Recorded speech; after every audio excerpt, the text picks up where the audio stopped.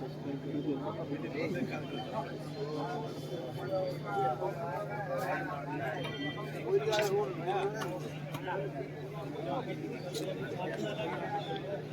24 કલાક રાહ જોવી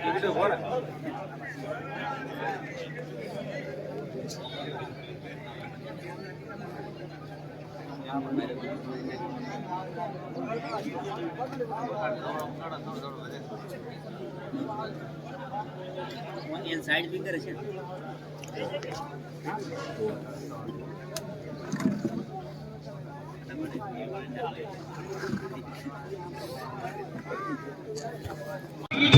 રાજ્યસભાના સાંસદ શ્રી બાબુભાઈ સાહેબ પધારેલા છે તો જોરદાર તાળીઓ રહીએ, જોરદાર તાળીઓ રહીએ.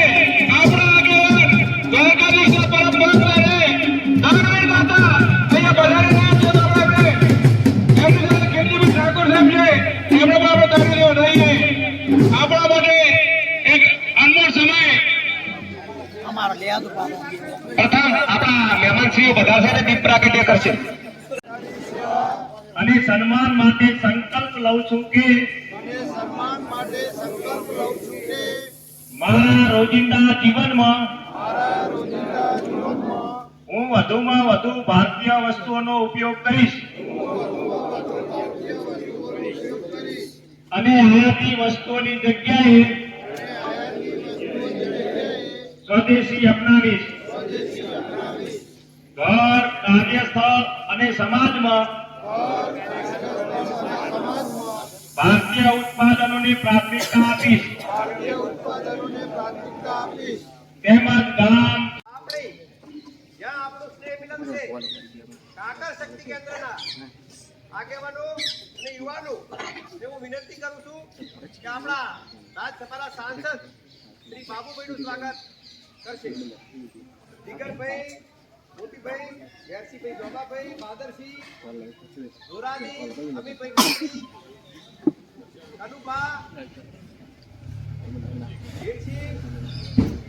રાજ્યસભાના સભ્ય તરીકે નિયુક્ત કર્યા છે એવા અને દ્વારકાધીશના પરમ ભક્ત અને ભામાશા બાબુભાઈ દેસાઈ સાહેબ, આપણા બનાસકાંઠા જિલ્લા ભાજપના મંત્રી અને બાબર તાલુકાના આગેવાન માનનીય ખેમજીજી ઠાકોર સાહેબ,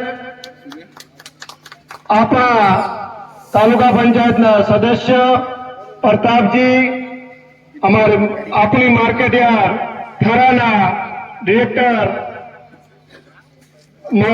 મગનભાઈ, ઇન્દ્રમાળા સરપંચશ્રી, નેકોઈ સરપંચશ્રી, કાકર સરપંચશ્રી, વડા ગામના વડીલ બીજુ કાકા, વડા ગામના સરપંચ વ્યાસજી અને એપીએમસી થરાના પૂર્વ ચેરમેન અને અમે હુલામણા નામથી જીબીના અધિકારીઓ, ગુજરાત અને દેશ લેવલના અધિકારીઓ એવું કહેતા હતા કે 24 કલાક લાઇટ શક્ય નથી. એક પણ નવું ફીડર ઉભું કર્યા વગર મોદી સાહેબ મુખ્યમંત્રી બન્યા 1 કે 2 વર્ષમાં સમગ્ર ગુજરાતમાં 24 કલાક વીજળી મળતી થઈ ગઈ હતી કે નહીં? એ આત્મનિર્ભર ભારતનું પ્રથમ સોપાન હતું અને ઈચ્છા શક્તિ હતી મોદી સાહેબની કે મારે મારા ગુજરાતને બેઠું કરવું છે. 24 કલાક લાઇટ આપી, નાનામાં નાનો ગામડાનો કારીગર એને સિહોરી કે થરા ન જવું પડે, એને કાકર ગામ કે વડા ગામમાં બેસીને પોતાનો હંચો ચલાવે. પંચાલ ભાઈ હોય તો પોતાની કારીગરીમાં જે આવતું હોય એમાં લાઇટનો ઉપયોગ કરીને કરે, સુથાર ભાઈ હોય તો એ કામ કરે. દરેક નાના મોટા ઉદ્યોગ અને ગ્રહ ઉદ્યોગોને 24 કલાક લાઇટ દ્વારા પ્રોત્સાહન પૂરું પાડ્યું. એ પણ આત્મનિર્ભરનો એક ભાગ હતો. વડીલોને યુવાન દોસ્તો, આજથી બાબુભાઈ સાહેબ 20 વર્ષ પહેલા જ્યારે આપણી બેંકો, સ્ટેટ બેંક હોય, જમીન વિકાસ હોય, આઈસીઆઈ બેંક હોય, કોઈ પણ બેંક હોય, 15% ને 18% વ્યાજ લેતી હતી ને. આ વડીલોને યાદ છે, કદાચ નવી પેઢીને યાદ નહીં હોય. બાબુભાઈ સાહેબ 15 ને 18% તમારા ધિરાણ ઉપર વ્યાજ લેતી હતી બેંકો.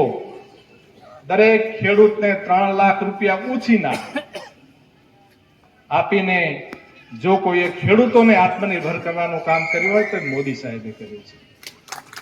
આ વાત સાચી કે ખોટી બાબુભાઈ સાહેબ? 3 લાખ રૂપિયાનું વ્યાજ તમે ગણો તો 3 દુના 6, 1 મહિનાના 6,000 2% લેખે, 12 મહિનાના 12 6 72,000 રૂપિયા તમારા હગ્ગા ભાઈને અહીંયા 100 બોરી એરંડા પડ્યા હોય અને તમે એમ કોણ કે 10,000 ઉછી ના આલો 12 મહિના પૂરતા, તો બાબુભાઈ સાહેબ જો પવિત્ર આત્મા હોય તો આપશે, પણ 99% એમ કહેશે કે મારે તો જરૂર છે. બાબુભાઈ સાહેબ આ કામ મોદી સાહેબે કર્યું છે. આ આત્મનિર્ભરના બધા એક પછી એક તબક્કાવાર એના સોપાનો છે. વડીલોને યુવાન દોસ્તો, આજે 2,000 રૂપિયા દર 4 મહિને આવે છે. એ પણ આત્મનિર્ભર માટેનું એક સોપાન છે, એ પગથિયું છે. તમે નાનામાં નાના ખેડૂતને પૂછો કે નાનો ખેડૂત જેને 1 વીઘા જમીન છે, જેને વર્ષની 50,000 કે 40,000 આખી આવક છે ટોટલ, એવા નાના અને ગરીબ અને મધ્યમ વર્ગના ખેડૂતને પૂછો, જે ખેડૂત નથી ને મજૂર વિહોણો છે એને પૂછો કે 2,000 રૂપિયાનું કેટલું મહત્વ છે એના માટે. એ પણ આત્મનિર્ભરનું એ સોપાન હતું, એ પગથિયું હતું.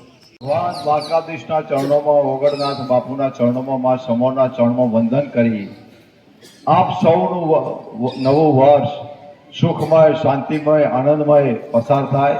આપના જીવનમાં સુખ અને શાંતિ અને તમામ તમારા સપના અને સંકલ્પો પૂરા થાય એવી પ્રભુ દ્વારકાધીશના ચરણોમાં પ્રાર્થના કરું છું અને સૌને નવા વર્ષના રામ રામ રામ રામ કહું છું. એવી આપણી વડા જિલ્લા પંચાયતની સીટમાં હમણાં જ આપણાને સરસ પ્રવચન દ્વારા સંબોધન કર્યું એવા આપણા ખીમજીભાઈ, આપણા બનાસ ડેરીના ચેરમેન, ચેરમેન બોલો થઈ જાય લગભગ એવું લાગે શબ્દ નીકળી ગયો છો, એટલે આમ ખરેખર ડુંટીમથી નીકળી ગયો એવું થાય. એટલે એવા આપણા ડિરેક્ટર બાબુભાઈ, વિજુભા પેલાચંગ જામાભાઈ, અન્ય મંચસ્થ મહાનુભાવો, વડા જિલ્લા પંચાયત સીટમાંથી પધારેલા આપણા તમામ સરપંચશ્રીઓ, અમારા ભારતીય જનતા પાર્ટીના બે મહામંત્રીઓ, સંગઠનના આગેવાનો અને સમગ્ર જિલ્લાની સીટમાંથી પધારેલા વડીલો, આગેવાનો, યુવા મિત્રો, આ સ્નેહ મિલન કાર્યક્રમ એટલે કે નવા વર્ષની અંદર બધાને મળવું અને નવા વર્ષની શુભેચ્છાઓ પાઠવવી એ આપણો આદિ અનાદિથી સનાતન ધર્મની પરંપરા છે. આપણે પેલા જાયણી કહેતા, જાયણીના રોમ રોમ જાયણી કહેતા ને, એ આ પ્રસંગ આપણો સનાતન ધર્મનો છે. એટલે મોદી સાહેબે કહ્યું કે નજીકના સમયની અંદર આપણા તાલુકા પંચાયત, જિલ્લા પંચાયતની ચૂંટણીઓ આવવાની, એટલે કે નવા વર્ષમાં બધાને મળવાનું થાય, બધાના દર્શન થાય અને બધાને કે બાબુભાઈ તમે જઈ અને મોદી સાહેબના બધાને રામ રામ મારા કહેજો.